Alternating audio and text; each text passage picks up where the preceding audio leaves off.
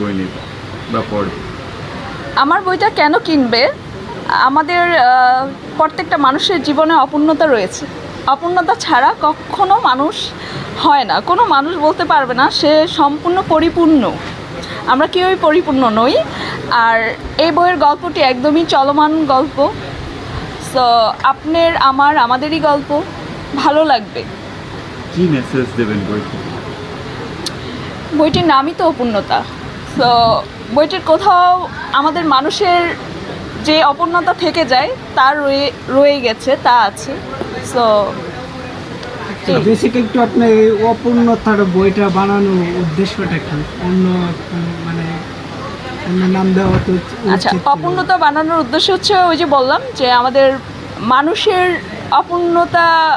অপূর্ণতাহীন মানুষ হয় না, মানুষের মধ্যে অপূর্ণতা থাকে। সো এটাই মূল উদ্দেশ্য। আপু একটা বিষয় একটু ক্লিয়ার করবেন, অভিনেত্রী রুবিনা আলমগীর আর লেখক রুবিনা আলমগীর পার্থক্য কোনটা বেশি বা কোনটা কেমন লাগছে? অভিনেত্রী রুবিনা আলমগীর টোটালি আলাদা, ওইটা আমার গ্রামার একটা জগৎ।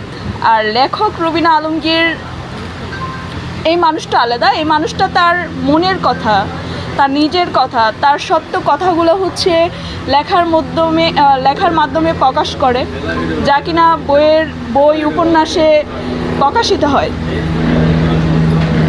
অভিনয় জগতে যখন